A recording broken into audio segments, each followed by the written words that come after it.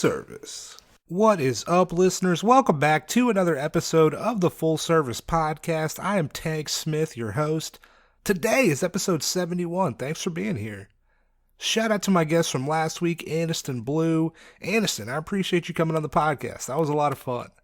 If you have not yet, check out last week's episode. Make sure you are following Aniston. She is on Twitter at Aniston Blue. That is blue spelled B-L-E-U. She is at onlyfans.com/Aniston Blue. I will have a link to her Twitter, her OnlyFans in the Libsyn page from last week, so make sure you hit that Libsyn page. Show her some love. As always, you can find us on Twitter, on Instagram, at Full Service Pod. I am at Tank Funkadelic. If you want to support the show, head on over to patreon.com/Full Service Pod. You'll be able to hear interviews and episodes you cannot hear anywhere else. Our monthly Patreon exclusive episode will be dropping this week. I said it last week, but it will happen this week. Should be by Thursday. It is actually the second interview I ever recorded. So if you've been rocking with the podcast for a while, you might know that the first interview I did was Haley Muse in Raleigh. Second interview was actually the day I moved from North Carolina to Georgia. So I did that interview, hopped in the car, drove to Georgia, and moved. So if you want to hear the old days, if before I knew what the fuck I was doing, I'm still like, I sort of know what I'm doing. But if you really want to hear the old take, check it out, patreon.com/Full Service Pod. If you enjoy the show, make sure you are subscribed on whatever platform you're listening to us on. You'll be alerted as soon as those new episodes drop. If you are coming to us on an iPhone, if you listen on iTunes, make sure you hit us with a 5-star rating. If you could write us a review, that would help us out so much. Most importantly, tell somebody about the show. Tell somebody you like. Tell somebody you don't like. Tell somebody you really don't know that well. Tell somebody, yell Full Service in someone's face. And when they ask you what you're talking about, just be like, hey, it's a podcast. At Full Service Pod, Instagram and Twitter. And then they might listen. Who knows? Don't do that. But hey, tell somebody. Shout out to everybody listening to the podcast. We should hit 30,000 downloads for the podcast, I think, like Wednesday. So shout out to you for listening to the show. I truly appreciate it. I don't know if I would be here if no one was listening to the podcast. So hey, shout out to you. Thank you. Today, episode 71, super excited. My guest is a New York City and San Francisco-based escort, Mia Lee.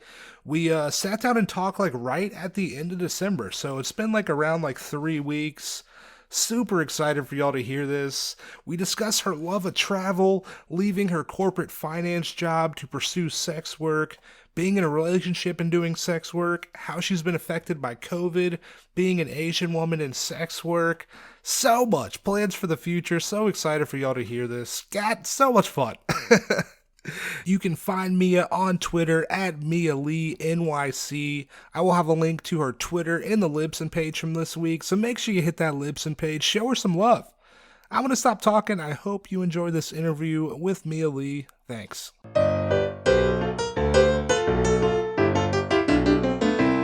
Welcome back, listeners. It's Tank Smith. I'm so excited for today's episode. My guest is a New York City and San Francisco-based escort, Mia Lee. Mia, thanks for being on the podcast. Thank you. I'm so excited. I'm a fan. Hell yeah, we got a fan on the podcast. So excited. Thanks. Thanks so much for this. Fuck yeah, I'm excited.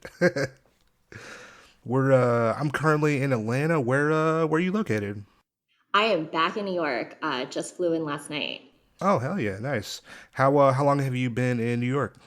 Long time. I've been here since I finished university. I worked in finance based in New York, but I was pretty international when I was working in finance. So I've worked in Brazil. I've worked in other cities. I worked in San Francisco, Miami, lots of other cities. Finance kind of, or at least my specific sector of finance took me to a lot of different places. I saw on your website, it says you've been to like 40 plus countries. Like, that's amazing. That's incredible. Is that a lot? I didn't feel like that was a lot, but I guess maybe it is. Yeah. What, do you got a favorite out there? Like, if you're like, this is the spot.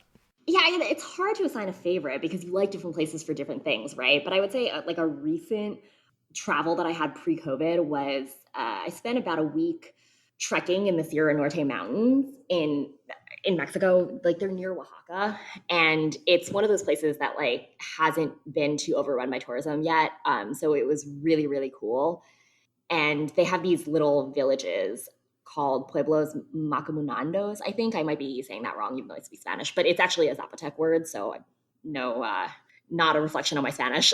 And they just have these like little villages that some of them are only have like 100 inhabitants kind of thing. And my friend and I just trekked from village to village, and we tried the temescal, we tried the pulque, and it was a really cool off the beaten path experience. The food was simple but good, and the views were absolutely beautiful.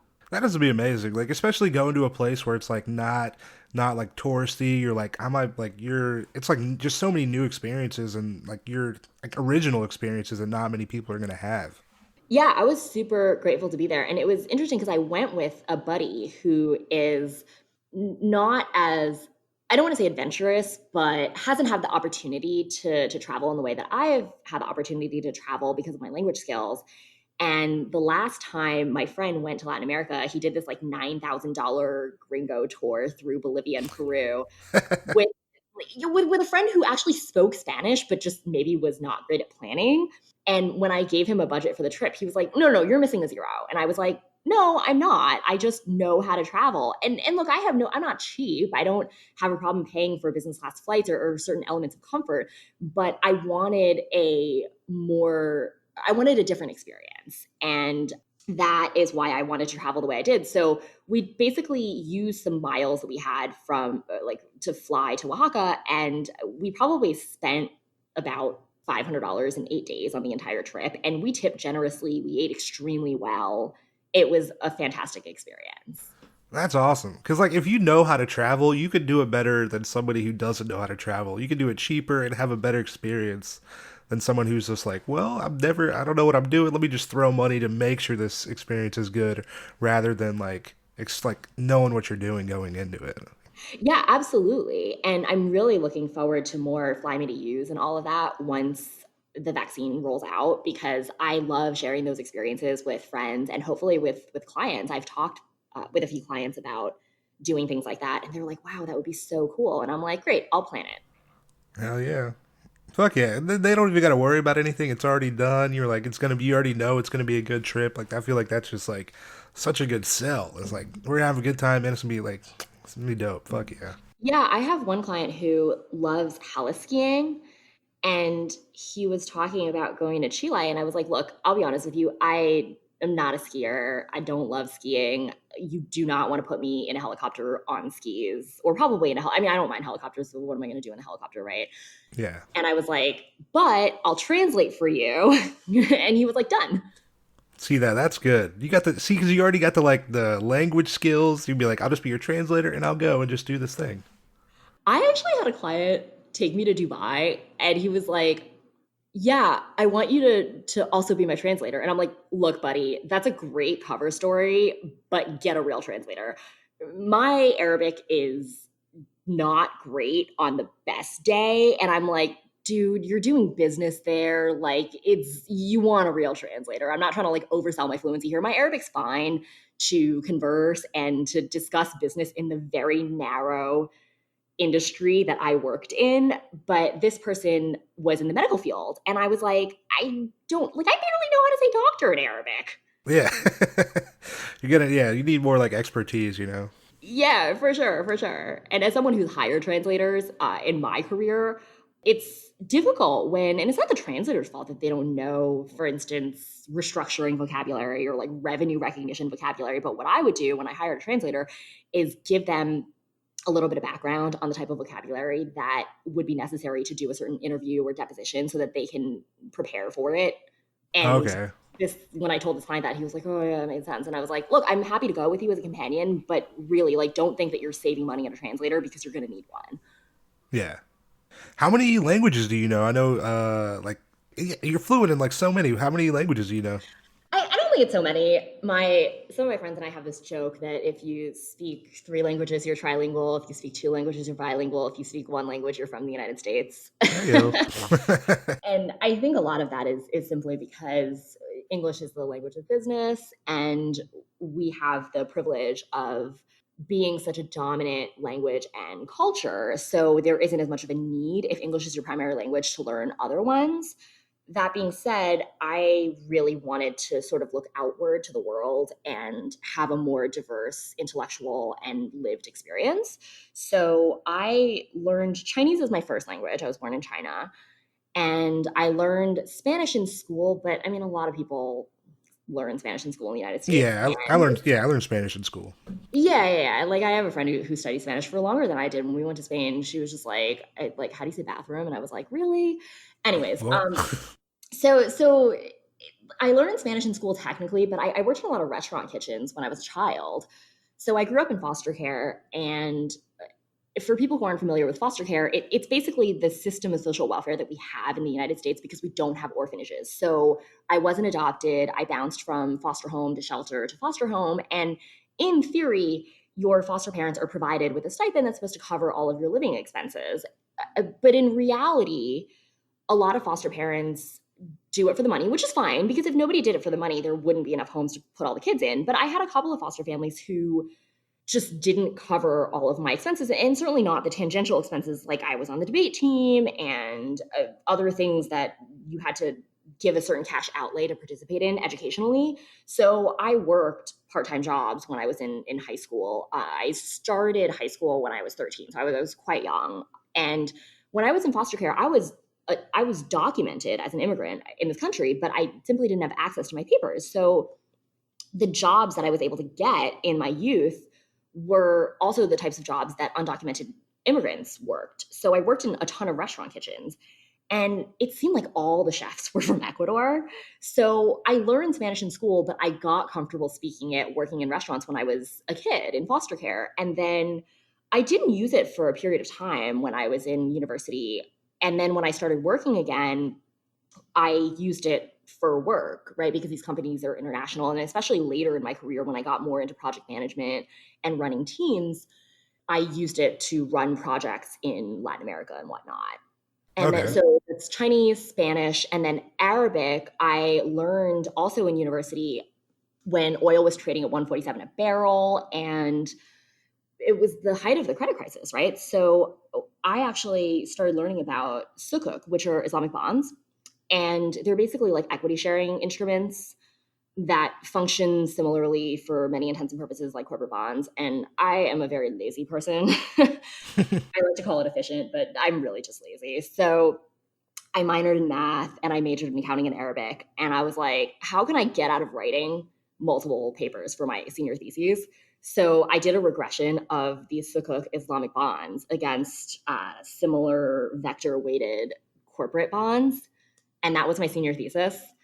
And my math professor read it, looked at all my proofs, and was like, "Yeah, cool." I don't think my math professor checked any of my Sharia law references. My Arabic professor did not read the paper, and I know this because this was like in the days where the professors like got papers, and the corner of my paper where the staple wasn't bent. So Man. he basically just flipped through it to make sure that I had spelled all my Arabic words right. And he did the opposite of my math professor. He checked all of my Islamic law references and all of that. And he was like, good, A. And I was like, sweet. Man. That's how I learned Arabic. That's awesome. Chinese, English, Spanish, Arabic. You got anything else? Nothing that I want to claim. I mean, I typically have an excuse in every language for why I don't speak that language better. So, like in French, I can say that I don't speak French because I'm Chinese. But I like to set expectations low. Yeah. So when I'm in Madrid, I'm like, "Ooh, yeah, listen, I was born in China. I grew up in the States. Spanish is my third language." Like when I go to Riyadh, I'm like, "Yeah, I live in New York. I'm Chinese. Arabic's my fourth language." When I go to China, I'm like, "Listen, I've been in the United States a long time. Like Chinese is not really my primary language anymore." And in the States, I'm always like, "Yeah, listen, English wasn't my first language." That's a good excuse. Like you got an excuse everywhere. That's nice. It's great, right? You just gotta like set expectations low. I was just with my partner in Madrid, and we were schmoozing with different business contacts and friends of his, and everyone's like, "Wow, your Spanish is so good." And I'm like, "That's because I look like this, right?" Yeah, yeah. I love the gringa curve. I feel like the bar is low because they're like, oh, she's Asian and she's speaking Spanish, so they're like, it's like they're not expecting it to be fucking perfect, but then you just surprise them and they're like, oh my god, this is fucking amazing. Right. And it's the opposite experience when I'm in Chinatown or when I'm in China. These Chinese aunties and grandmas will be like, you need to practice Chinese more. And my Chinese is fine. I mean, I'm not articulate. I didn't go to college there, but I don't have an accent. I'm completely fluent. I think what they're really commenting on is the fact that I have a very westernized demeanor and they don't like that. But Yeah, yeah, it's just funny the different experience that I have with the Chinese community versus the Spanish speaking communities that I've interacted with. And I'm like, fuck that. I'd rather be in Colombia. for real. Hell yeah, where I'm appreciated for this beautiful language I'm speaking. Thank you. Hell yeah, I know you have a background in finance. You got any financial tips for the people? You got any stock tips? Bitcoin is popping. Should I invest? What I'm going to give a very risk averse and boring answer that no hard feelings if anyone's like, yeah, this bitch is bullshit. But I tell everyone, please don't invest in anything you don't understand, and please don't invest money that you can't afford to lose. So I actually kept my CPA license to do pro bono financial literacy and tax filing work for sex workers.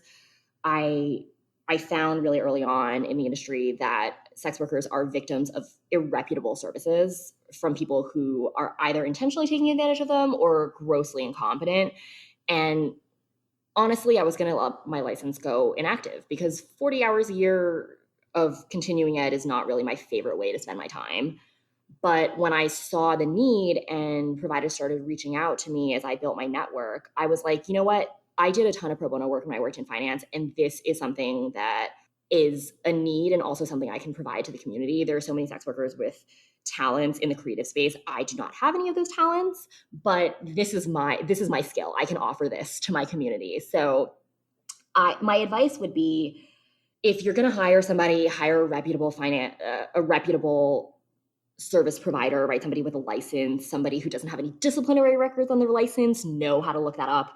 In terms of investing, I think a lot of people see other people with big wins and making a lot of fast money. And I think that's very dangerous. I think that I personally only invest money that I can afford to lose. And yeah.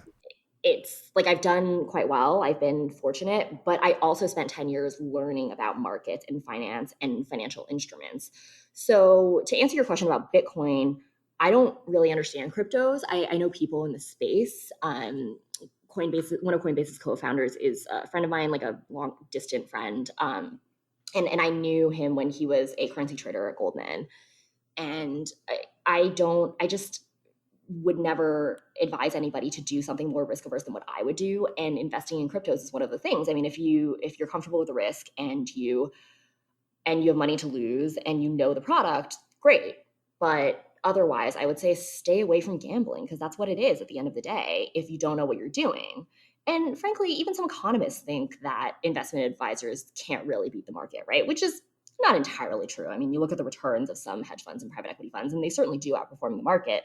But as especially an uninformed consumer, it's very difficult to make that prediction. And you always see that investment warning: past performance does not guarantee future returns. Yeah. And it's just something you want to be very careful about. So that's my advice. I feel like the grass is always greener too, because like I worked with a dude, and then he was always on like forex, and then constantly trading. He's like, "Bro, you got to get on this shit," and I was like, "Dude, I'm gonna just watch some YouTube videos and I'm gonna do it," but I never did it. But it seemed like it was going well for him every single time. He'd come back and he'd be like, "Dude, I made like $3 on this trade." I was like, I gotta get in the market." Yeah, and that's the thing. So I share my trading experiences. It is integral to my marketing, but a lot of people who are on StockTwits or Twitter, like people don't always tweet their losses, right? And Yeah, I think I'm relatively honest about mine, but I think it's you got to look at marketing as marketing, right? Even if it's social media marketing. yeah. It's not all 100% true. It's Well, to it's not that present it's an not true. idea. It's just that your friend who made $3 in this trade might have lost five on another one that he might not be broadcasting, or she might not be, or they might not be broadcasting. Yeah, you're only seeing what they want you to see. Or telling Exactly. you about. Yeah. You left finance to get into sex work. When'd you do that? I did that in 2018. Or sorry, 2019. Okay, nice. Oh yeah. Can you remember before that? Can you remember your first exposure to sex work? Not well. I think I probably saw some movie or show or read a book that wasn't particularly representative of high-end escorting, and I vaguely remember being fascinated by what these women did that was worth so much money, right? Because I want to say a lot of people who made a lot of money potentially did not do so because they were idiots, right? So if you're charging so much to a clientele that can afford it, and obviously there are some exceptions here, right?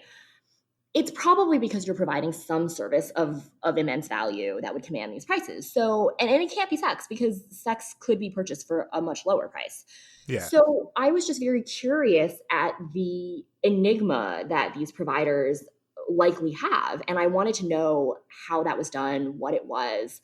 And I just immediately drew the conclusion that this is an interpersonal skill that is useful in many facets of life and career.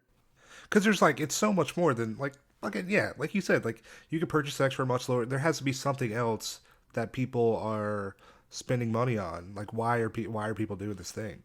Yeah, and I learned a lot of the answer to that once I got into the business. So that was I'm very grateful for the opportunity. Yeah. How'd you get in? How'd you start? What was your how'd you make the decision to leave corporate world to get into sex work? How was that? So pretty much my entire life I just assumed that my way out of poverty, and it wasn't untrue at all, was to go into the white collar workforce, right? I mean, there are other avenues that fit for other people. For me, my skills, my personality, that made sense for me, right? So I got an accounting license. I worked my way up the corporate ladder in finance, and I was probably around the height of my career when I left. I mean, it wasn't anything bad that happened at work that caused me to leave. I was very fortunate. I loved working in finance. I liked the work I was doing. I was doing well. My work was appreciated. I was actually up for partner when I left. And I developed real bad clinical depression. And it wasn't, as far as I and my psychiatrist could tell, caused by any specific environmental factor. It just kind of hit me, right? As depression commonly hits many people. And I had to take medical leave because I was unfit to deliver expert opinions, which was my job. Yeah.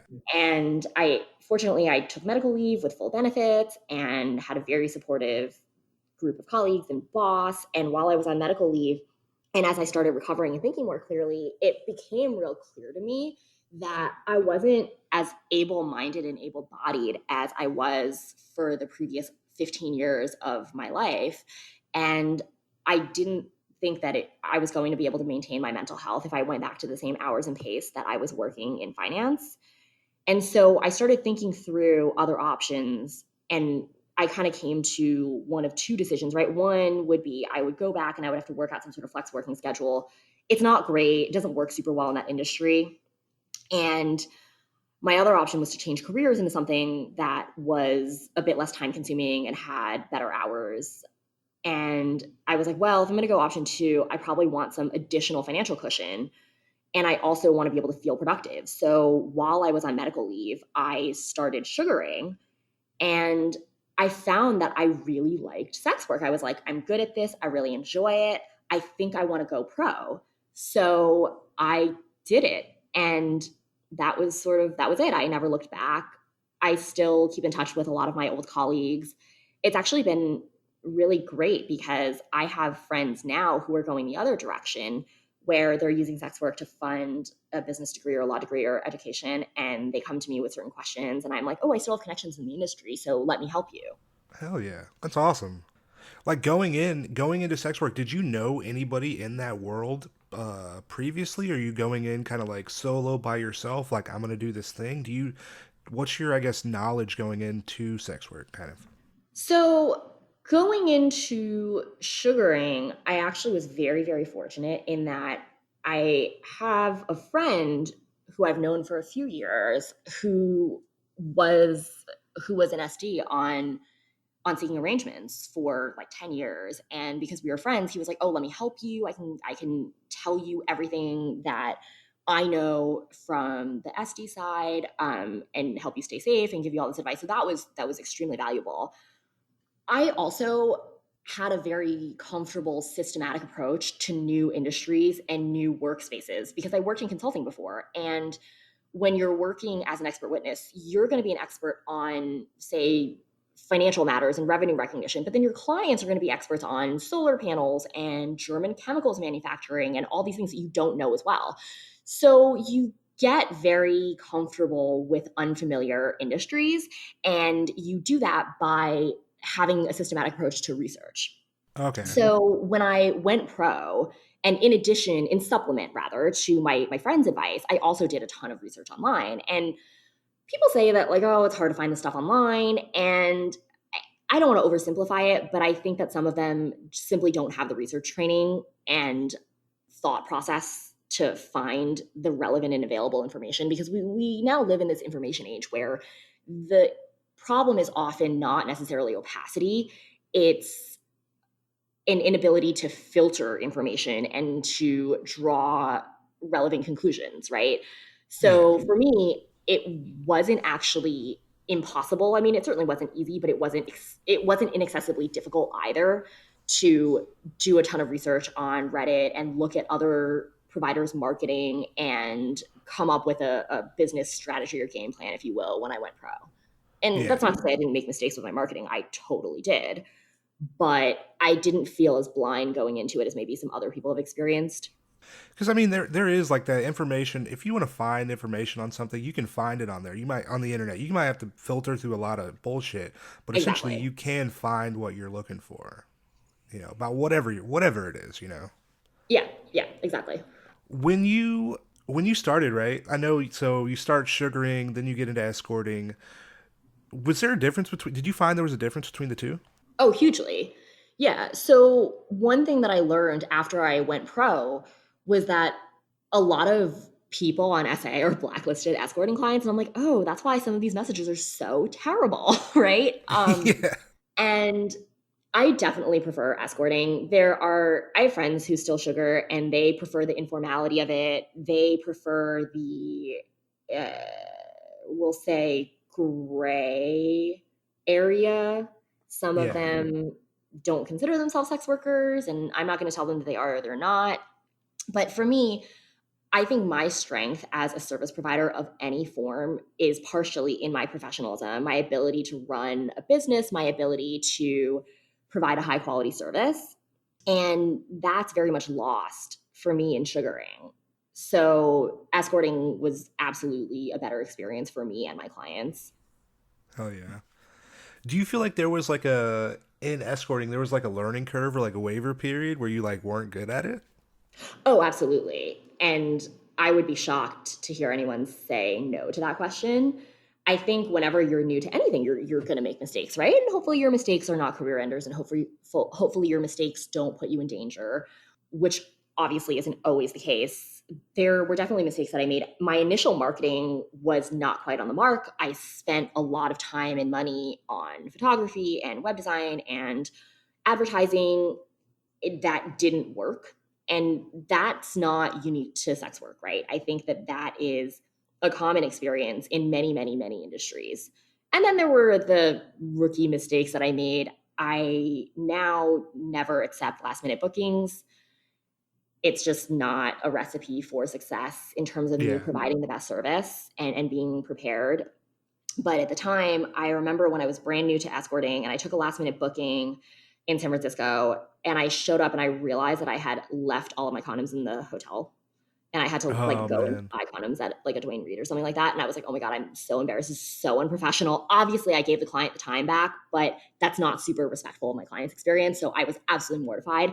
He was actually super nice about it. I guess his bar was sort of low with other providers being not true to their marketing or not looking like their photos. Or his main complaint was not just providers showing up not looking like their photos, like the catfishing issue, which is unfortunately common, but also a lot of providers, and I'm not throwing any shade here, this is just not my business plan. who market like degrees that they don't have or interests that they don't have because they think that that's what speaks to clients. Oh yeah. And he was very pleasantly surprised. He's a regular now, and he liked that I was true to my marketing, right? So I do really speak four languages. I do have these worldly interests. I do share his interest in Scotch. So that mistake ended up not being that big of a deal, but it's still absolutely a mistake. And I, to this day, feel awful about showing up so unprofessional and unprepared with that client. Yeah. Going into sex work, right? Are you like, cause right now you're saying like on your website, like I speak multiple languages, I have interest in this. Were you always starting out, you're like, I'm gonna make this Mia as true to myself as possible? Or I'm gonna like make a separate like kind of person? Or like, how did you, I guess, decide? And like, cause I feel like marketing is like, it's like, there's so many ways you can market yourself. How did you decide like which way you wanted to go with it, I guess? Yeah, absolutely. So this is one area where I think working in finance perfectly prepared me to be the kind of escort that I wanted to be. So I have the privilege of one, sharing a lot of common interests and worldviews with my clients, and two, spending a lot of time with my clients in the business development capacity before I became an escort. So I looked at the clientele that I thought I would be best suited to serve and the clientele that I would most enjoy serving. And then I I reverse engineered my marketing to speak to that. So yes, my marketing is very, very true to me. There are certain identifiable details that have been changed, right? So Yeah. obviously I'm not naming the companies I worked at. There are certain niche projects that I worked on in finance that I thought might identify me. So I changed the details of those. But otherwise, I'm fortunate not to have to market something that is not true to my authentic self. And because I'm lazy, it's less work for me. And I hope that clients also have a better experience because it's obviously more effortless to be yourself than somebody else. Yeah, for sure. You don't have to lie about it. You're just like, I'm just speaking what I know. That's the easiest thing to do is talk about what you know? Absolutely. Yeah. And I genuinely have an interest in a lot of the same things that my clients do, right? My favorite bookings are the ones where my clients and I have a very deeply intellectual conversation because that is my mode of attraction. I am very attracted to intellectualism and intellectual chemistry. So for a client to teach me about string theory, I have a client with a PhD in physics that now works in the quantitative finance field, and I asked him about his dissertation. I actually, because I had his information, when I screened him, I actually pulled his dissertation and I was reading the abstract and I was like, "Do you mind if I ask you questions about your work on string theory?" And he's like, my friends told me that I was single because I went on dates and talked about my work and that I shouldn't do that." And I was like, "But I really want to ask you questions about your dissertation." And he eventually answered them, but that was funny. I do probably love that. He's like, oh my God, someone's interested in what I'm interested about. We can talk about it, have this intellectual conversation. And it's a beautiful lady. I'm like, oh my God, this is fucking dope. This is great. Yeah, I love that. So I listened to you on the Peep Show Old Pro combo episode that they did, and you mentioned when you came out or when you started sex work, you like came out to everybody in your life. How was that? It was great, actually. I was not surprised, but I think my experience was very different than a lot of other providers where there was a lot of friction in coming out. And I think a lot of that is circumstantial, right? I live in a big liberal city. I have a wonderful partner. I don't care about my family. So things were really stacked in my favor. I had a couple of very close friends that took issue to it. And I was just like, look, it's going to be a big part of my life. You're either going to be okay with it or we're not going to be friends. I give zero fucks. Yeah. So my being out experience has been very easy, but that is, I'll put it this way, I don't know anybody else that had that easy of an experience being out. I mean, that has to be good though, to where you can tell people and they're receptive, and you're like, "Fuck it, world, this is who I am. This is what I'm doing," and then they're fucking everyone's like, "Yes, we accept. This is great." Yeah, the best is when swerfs say dumb shit about my industry and I'm like, no, no, no, no. Finance was my career of last resort. Escorting is my first choice. God, it's such like swerves are the fucking worst. Like I talked about this whole like Pornhub thing a couple weeks ago with like Visa and MasterCard, like basically dropping them from the website, and there's like a fucking Exodus cry, this like I guess group that's like against like Pornhub basically, and they have a bunch of like anti-sex work videos on their website, and they talk about they're like prostitution is the choice for people who don't have any choices, right? And it's like such a like a narrative that they push. It's like people are only doing this because they have no other choice or they're like exploited. And I'm like, but you haven't talked to Mia Lee. You haven't heard her story because obviously that's not the fucking narrative there. And it's like it's just like so fucking it's so crazy. Yeah. Yeah, and I think that some swerves are truly well meaning, maybe a lot of them, right? So, my friend Eliza Orleans is running for district attorney in Manhattan, and she will effectively decriminalize sex work by refusing to prosecute prostitution and solicitation charges, minor drug offenses.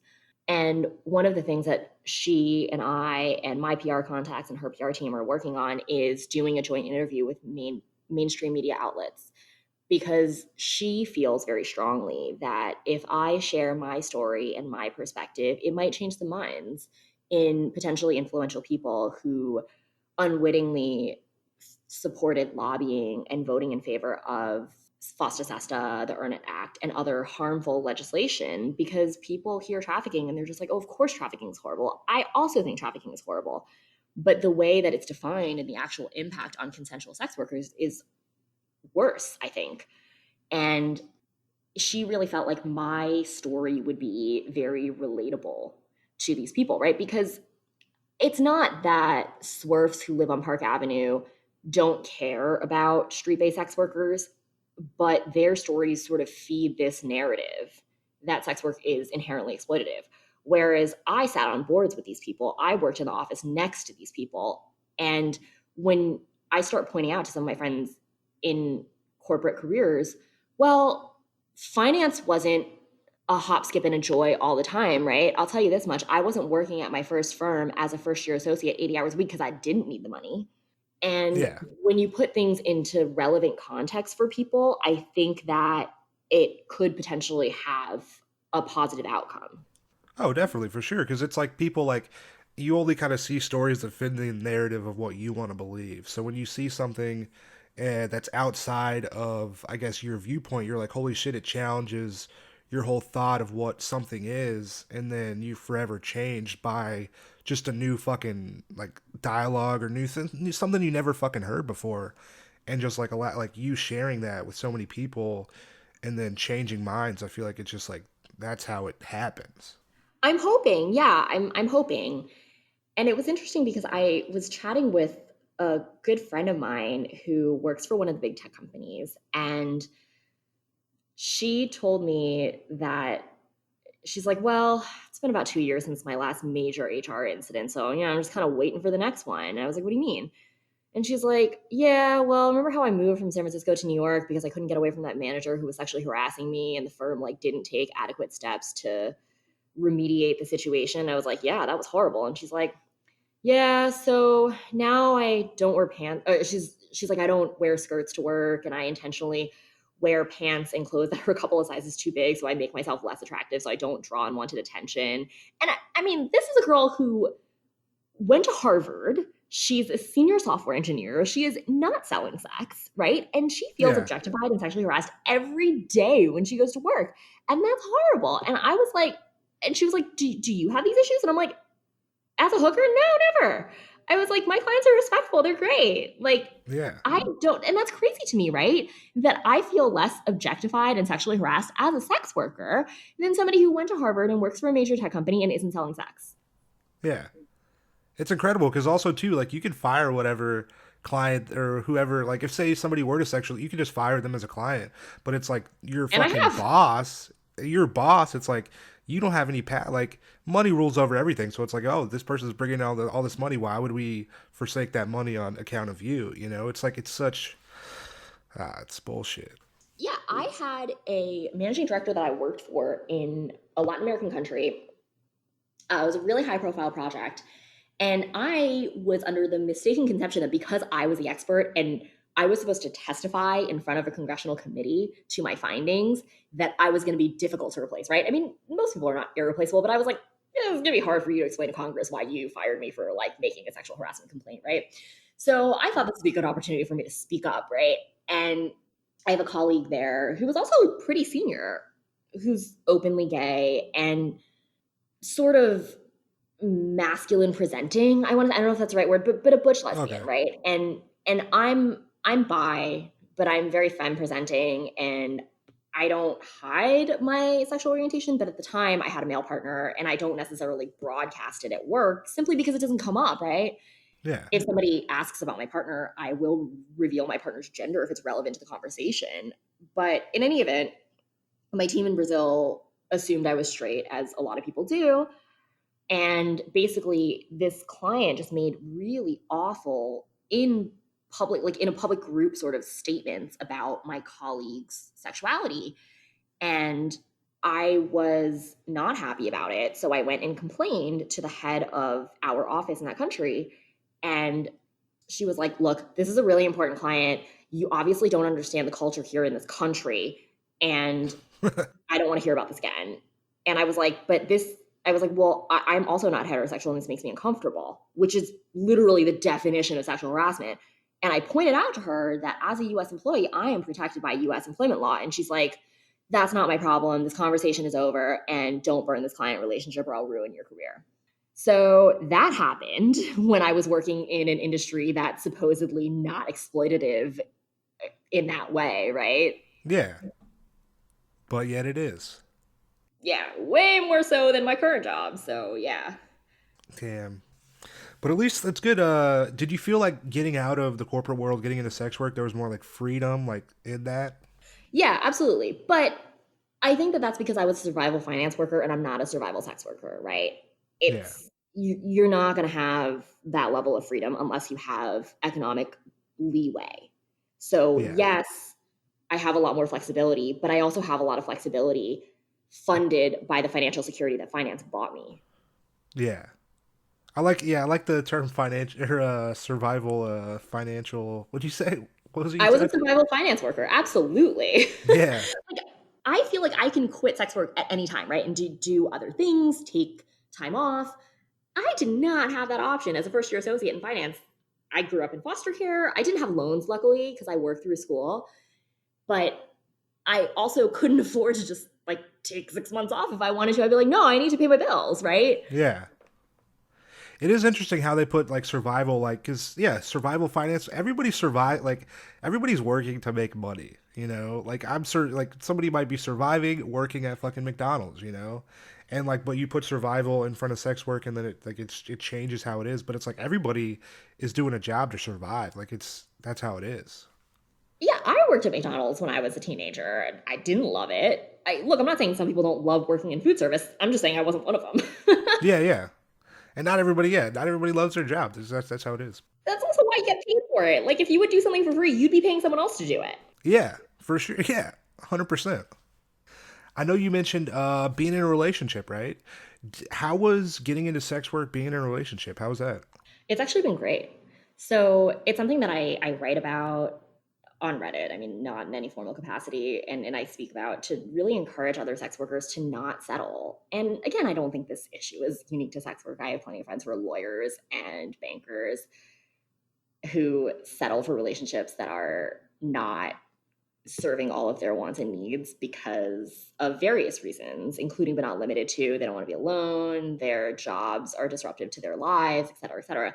So for me, I actually started escorting shortly after I started dating my partner. And I told him what I was going to do. And he was like, yeah, I think you'll be great at it. I think this will be a great opportunity for you.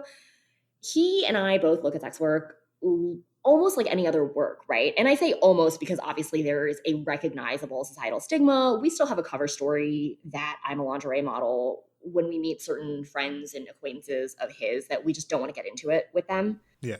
But for our relationship, it's been great because I'll tell you, I would not have been able to have such a healthy relationship if I was still working in finance. For one thing, I would have been living in the Delta One cabin between New York and South America. I would have had much worse mental health. I just simply didn't have the bandwidth emotionally and temporally to have a healthy romantic relationship when I was working the hours that I was working. And that's why I was single for like 4 or 5 years toward the end of my finance career. I mean, I'm super impressed when I hear of people who hold their marriages together the year they're up for partner. Like, it was rough for me. Yeah. How is it having like that support system, like being in a relationship? How is that having that support system and also like with work? It's amazing.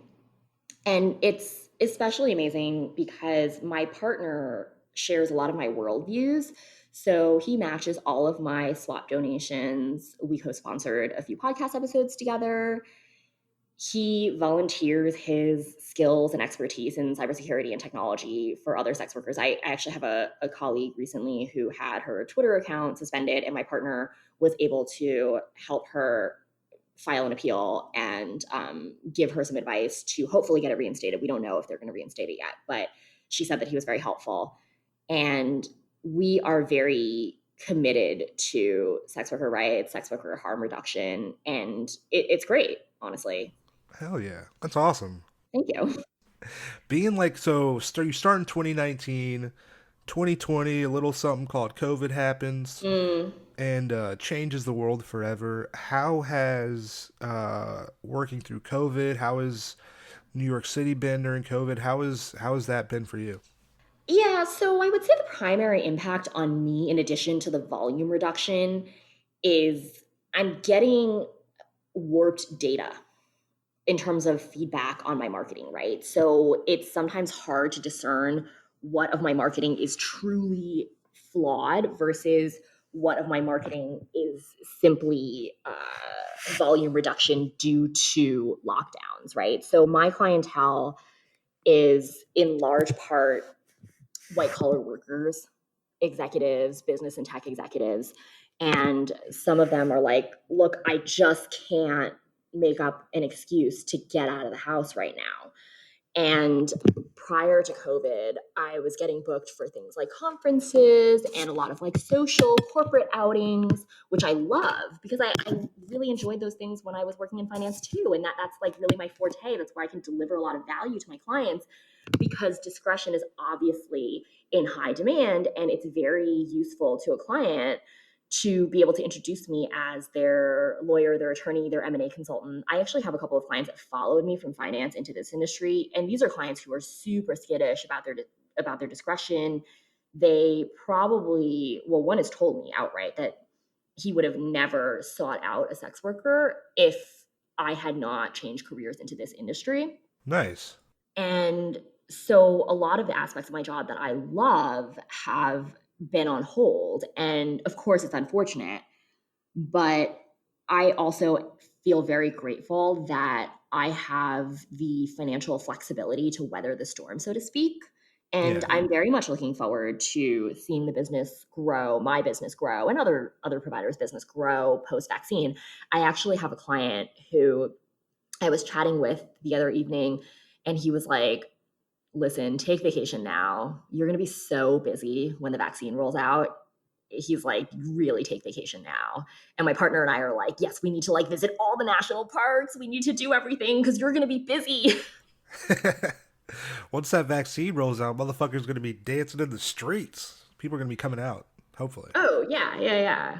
So I'm looking forward to it. I like being productive. So I'm looking forward to it. I know a lot of people have turned to like online sex work during this time. Have you done worked online at all? A little bit, and I just started a Just for Fans. I actually didn't want to deal with OnlyFans because it's not a particularly user or sex worker friendly platform, and I just didn't want to deal with like getting kicked off or being an in person provider and all of that. So I had another sex worker recommend Just for Fans to me, and it's made for sex workers by sex workers. So I'm like, oh, okay, this seems like a more user friendly platform. So I have that, and I realize that there's a ton of competition in the online space right now. So I wanted to be thoughtful about how I enter that space. And I decided to do it really as a supplement to my in person business, right? So it's a way for clients to get a little bit more access to me. It's a way for clients to keep in touch with me who I see in person, who I can't see as often right now. It will likely never be a significant source of revenue for me, but it's really a supplement to my in-person business. And I think if I approached it as anything else, I wouldn't have been in any way successful, however you want to define that, because a lot of the online content that's floating around is just much more explicit than what I want to do. Oh, okay, yeah, that makes sense. So everybody, some people putting it all out, some people just a little bit. It's up to everybody. I mean, what am I saying? Yeah, one thing Everybody that puts I out what they really want. yeah, so one thing that I saw another provider do that I would love to experiment with in 2021 is doing these live Q&As. I don't show my face online, so I won't show my face online even to my subscribers, but I would love to do an online Q&A. My friend who works in the creative space was like, "What if you did like a sexy escort Bloomberg kind of thing?" And I was like, "Yeah, that might actually be fun." So I That would think be once great. I build my subscriber base to the point where this is worthwhile for me, and I wouldn't be like me talking to one person online, right? I might actually do something like that. I think I want to gather a little bit more consumer data before I launch that. Yeah, that would be cool though. Like I feel like a lot of people would like that. I hope so. We'll see. I think it would be fun. Yeah. How has your experience as an Asian woman been in sex work? Do you feel like it's been any different from white providers at all? What do you think? Yeah, so I'm going to give a very narrow and potentially biased response here. I think that I have been less affected by the racial discriminative pricing within sex work for, I don't know, probably a lot of reasons, right? But there is an association with Asian sex workers and lower priced massage parlors and all of that. I haven't been super impacted by that. I think a lot of that is just the way I market. So I haven't seen much of an impact on my business. If anything, it's helped me because I have certain clients who are more attracted to Asian women.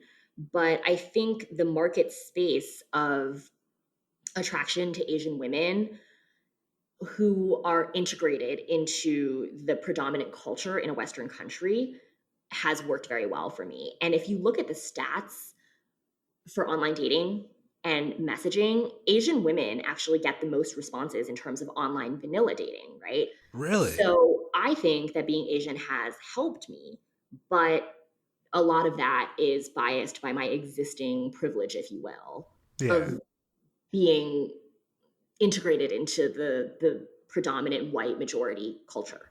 Yeah. That makes sense. What do you feel like the best part of the job, worst part of the job is for you?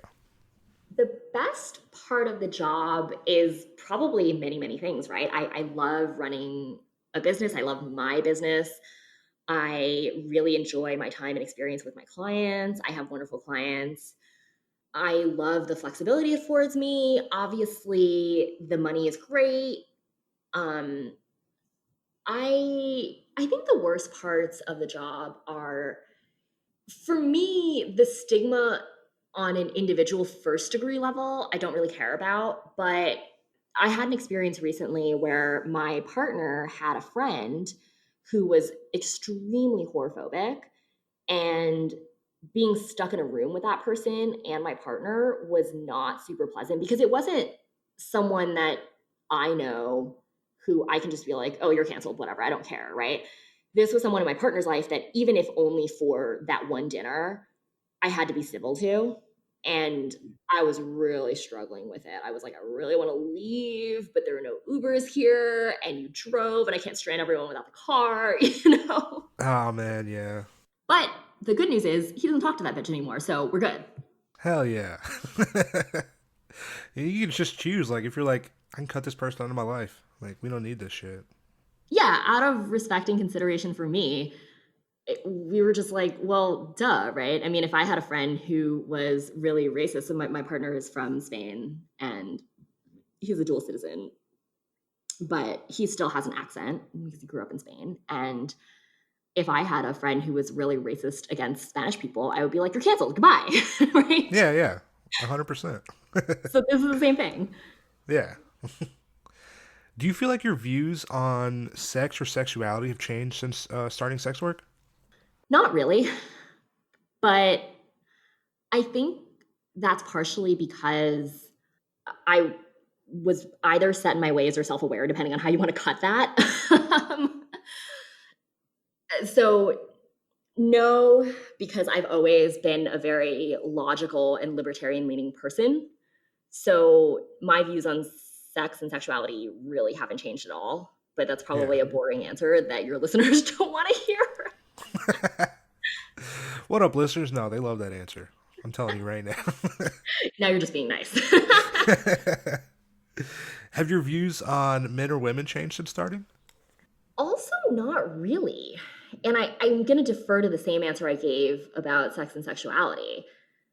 I think that I think that this is a business that will really eat you alive if you struggle with boundaries. And again, that's not unique to sex work, right? I did a brief internship on a trading floor, and it's about as harsh and cutthroat as you would expect it to be.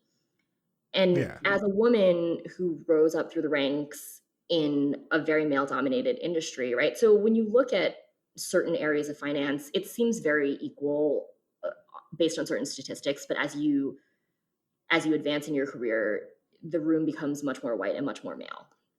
Yeah. And by the time I left, we had these weekly leadership management, whatever meetings. I don't know why they were on Monday mornings, but whatever. So I was in this meeting, and my first roll call, I was like, oh, like all the women must just be on vacation or something. And I was like, oh, that is not the case. So I think that in finance, my experience was much better than a lot of other women in industries like tech and finance or even medicine, because I always had a very stalwart view of myself, the industry, my work. And I think that women often get frustrated by being tapped for unpaid labor, administrative roles, things like that. And it just never occurred to me to say yes to those things. I was like, no, I'm not doing this. This is not advancing my career. I remember being 6 and somebody giving me a doll. And I was like, oh, thanks, but no thanks. And she was like, well, one day you're going to be a mom and blah, blah, blah. And I was like, why would I want to be a mom? And she was like, well, you're a woman. And I was like, what does being a mom pay? And she was like, she gave me some answer like love, joy, whatever. And I was just like, no, I think I want to be a doctor. And Yeah. it was just, but that was always my baseline mentality, right? Is it's okay. Not only is it okay, there's literally nothing wrong with being self-serving. And so my views on men and women were exactly the same in finance and in sex work, where of course I want to be client centric and of course I want to deliver good service. And I can do that better in both industries by respecting myself and my time and doing things that will advance my career and by proxy the service that I deliver to my clients. Yeah. 100%. Has how you view yourself changed at all before starting since starting? Almost the same question, but do you view yourself any differently since getting into sex work? Maybe a little bit. I think because I have had the opportunity and window into the lives of so many people who have disabilities, because this industry attracts a lot of very neurodiverse individuals. I have become more thoughtful of people's disabilities and the more negative experiences that people who have a tougher time in life have and have had. Yeah. What would you tell somebody wanting to get into escorting? What do you got any advice for that person? I think it would depend on who the person is. Yeah. So I think that there is this perception that a lot of civilians have that the majority of your work is done in person with clients. And that's just very opposite of my experience. So I've had some civilian friends say, like, hey, could you just could I get like client referrals or could you bring me in on a duo? And I just say no, because I think that I charge my clients a lot and I want them to have a good professional experience. And I frankly wouldn't refer you business when I have the option to refer business to someone who I know has experience and someone who I know is going to show up and deliver a good service. Yeah. And the majority of the work, at least the way I run my business and a lot of my colleagues run our businesses, is done in marketing and screening and on the back end, so that when you get to the booking, you feel safe and comfortable and you can do your best work. So for civilians to think that having sex with a stranger is the hard part, I can understand why they would think that, but that's not my experience. And I would tell someone new to the industry that it's, I guess if you want to run it with a high degree of professionalism, it's just like any other business, right? Like you do your research, you invest in the business, and that's the business, right? Yeah. But I think that what I've seen is a lot of people getting into the business for reasons that are different than why I got into the business. And a lot of people getting into the business for reasons that I don't want to say are wrong, but certainly reasons that led to them having a bad experience doing this kind of work. Oh, okay, that And makes I sense. think that it's not a great business for someone with boundary challenges. Yeah, that makes 100% sense. Do you have any advice? Like, say somebody, I'm sure Pete, somebody's listening to the podcast right now. They want to see a sex worker. They never have. They want to take the plunge. Do you have any advice for that person who is wanting to do it, never seen anybody before? Do you have any advice for that, like a potentially new client? Sure. I think it would also depend on the client and what they're looking for and what they're nervous about, if anything. So, one of the most common mistakes that I see clients make is reaching out without specifying time, date, whatever. It's one of my biggest pet peeves. And I have structured my business to avoid that, right? So people think they're being nice by being like, hey, I really loved your ad and I would love to see you sometime. Well, when is sometime? And I'm not getting paid Yeah. to answer this email.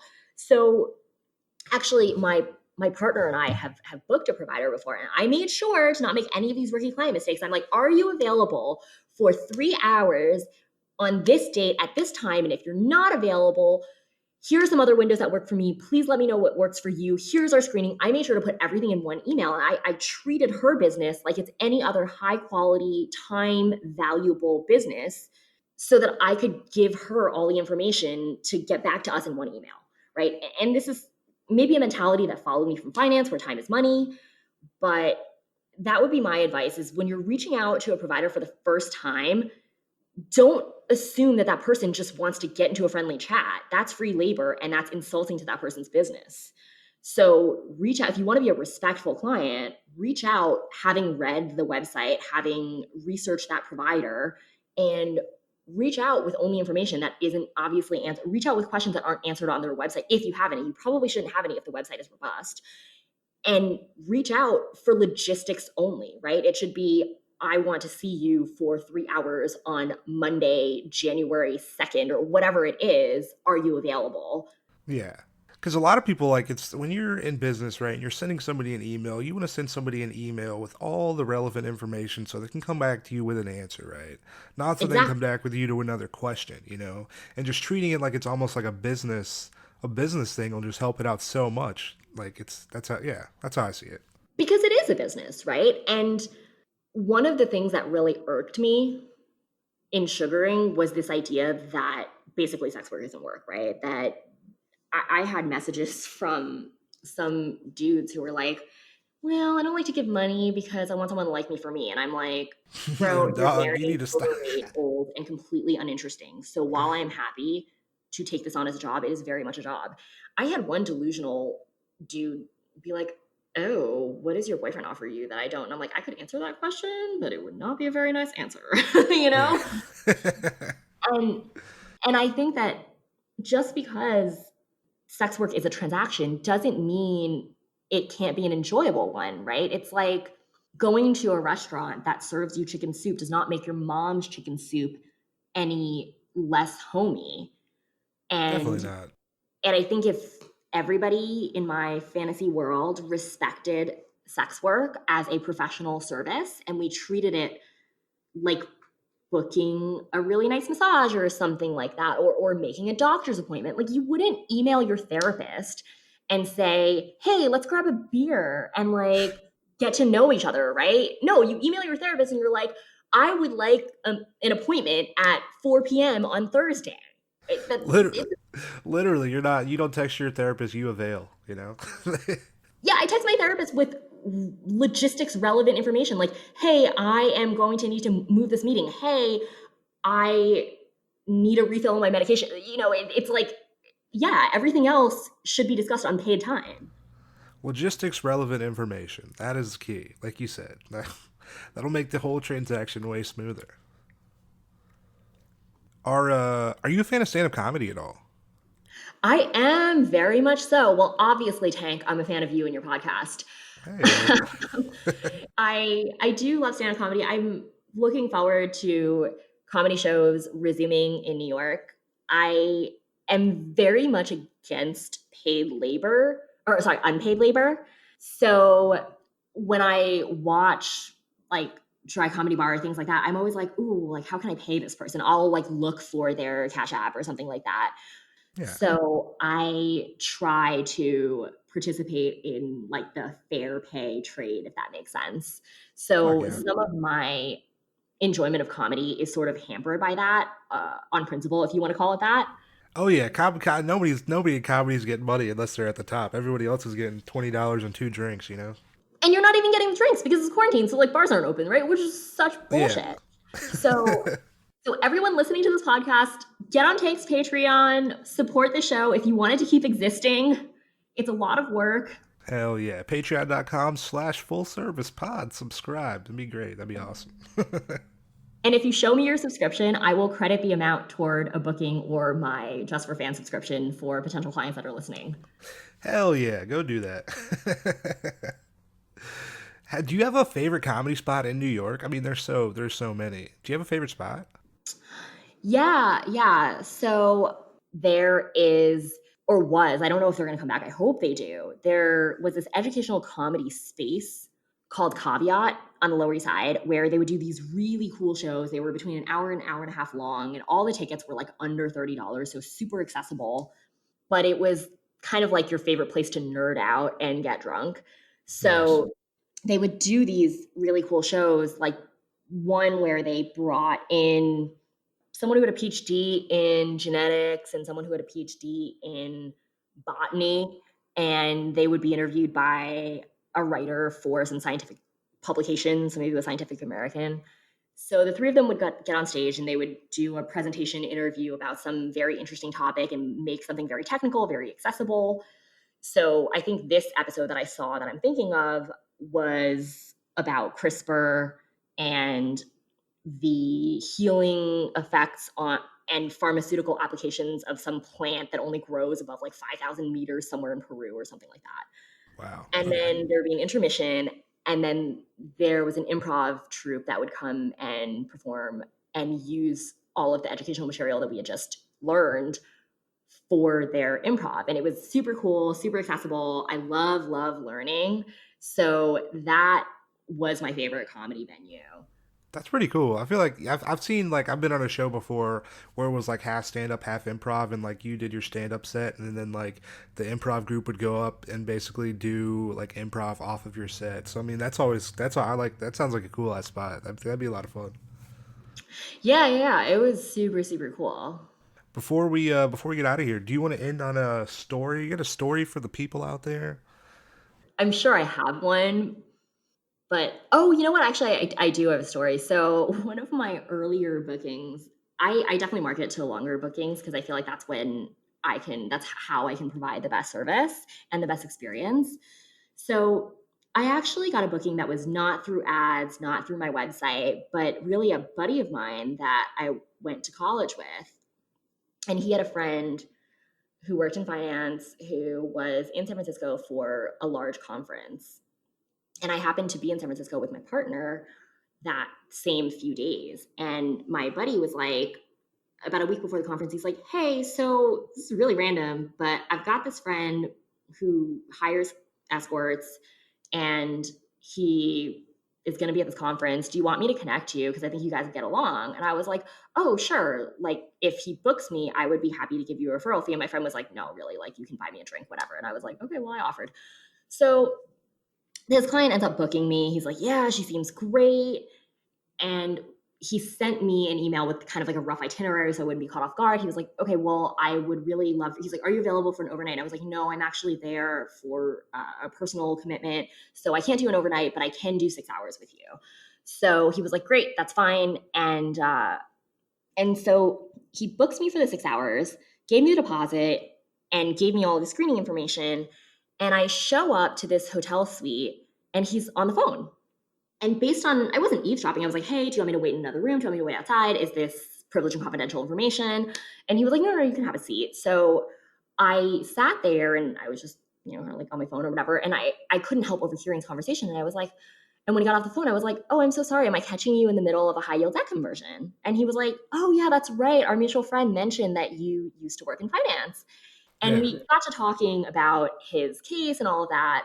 And I realized immediately it was very similar to an expert opinion that I had written like a year ago.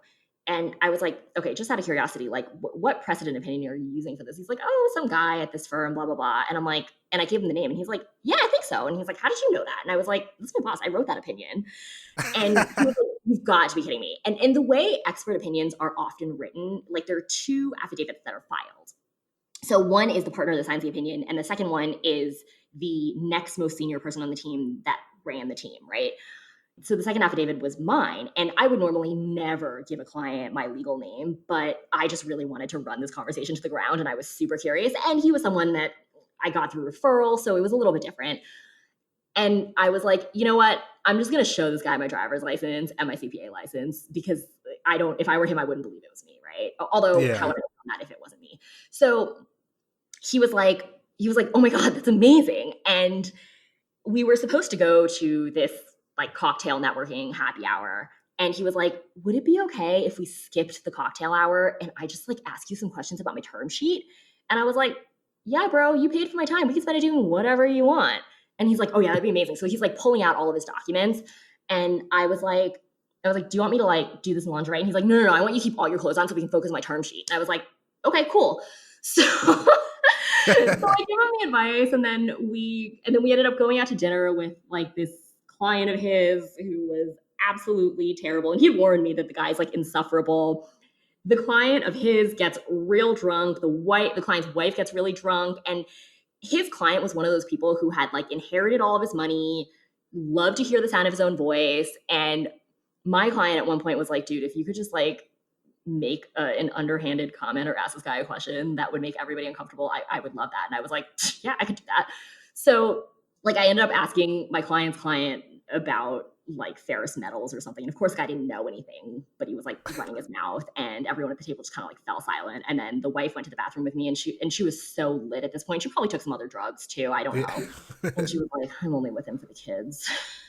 And I went back and told my client that in the cab back to the hotel, and he was like, dude, that was amazing. He was like, I didn't have specific expectations coming into this, but like you have exceeded them. And so, we go back and we have our intimate time and whatever. And as I'm getting ready to leave, and I was like, wow, I've had such a good time. I'm so sorry I wasn't available for an overnight, but I have to return to my personal commitment. And he was like, what was your bill rate when you were in consulting, when you were in finance? And I was like, oh, I don't know. I mean, like an accounting department they had, I think it was like $500 an hour, which is less than what I charge as a companion. Say what you will about that. And so as I'm walking out, he hands me 5 bills and he's like, this is for your consulting advice. And I was like, wow, that's extremely generous. Like I don't expect tips. They're often, of course they're appreciated, but I never, it doesn't make a client a bad client if they don't tip. And I was like, wow, are you sure you want to do that? Like you already paid for my time. And he's like, no, that was, you really take it, Yeah. So that was probably one of my funniest and best bookings. That's awesome. He has no idea that he come in. You just add all this value to the. Oh my God, that's what he told me. He was like, I did not imagine any human being could add this much value to my life. And I was like, cool. I'm glad I was of help. Hell yeah. Well, Mia, I appreciate you coming on the podcast so much. My pleasure. Hell yeah. Before we get out of here, do you want to plug some old social media stuff where the people can find you out there? Sure. So I'm on Twitter at Mia Lee NYC. And that's about it because I'm social media incompetent. Hell yeah. Mia Lee NYC on Twitter. Everybody give her a follow. Mia, I appreciate you coming on. It was great speaking with you, Tank. Hell yeah. Listeners, we will be back later. That was my interview with Mia Lee. Yo, shout out Mia. I appreciate you coming on the podcast. That was such a good time. Listeners, she just plugged it. I will plug it again. You can find her on Twitter at Mia Lee NYC. I will have a link to her Twitter in the Libsyn page from this week, so make sure you hit that Libsyn page. Show her some love. As always, you can find us on Twitter, on Instagram, at Full Service Pod. I am at Tank Funkadelic. If you want to support the show, head on over to patreon.com/fullservicepod. You'll be able to hear interviews, episodes you cannot hear anywhere else.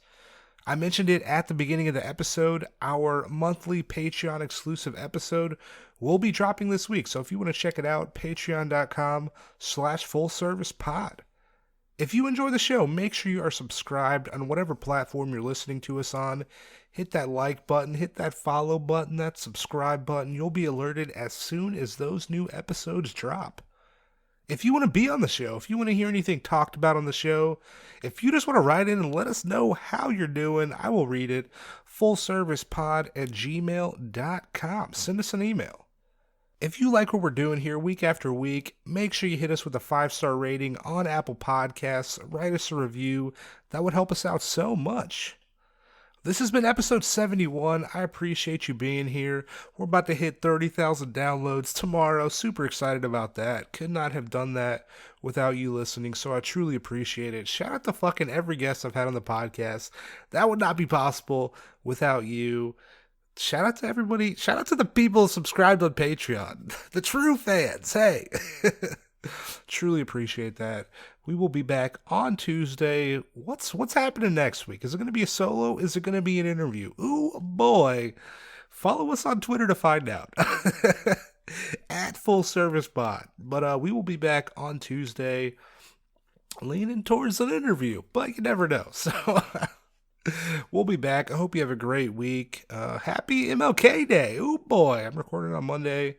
It's Martin Luther King Day. The banks are closed. Yo, check out that Vietnam speech. That Vietnam speech, though. That's hotter. That's a hitter right there. That's better than I Have a Dream, I think. But I hope you're doing well. Hope COVID's all right wherever you're at. And hey, we'll be back on Tuesday. I'll talk to you later. Peace.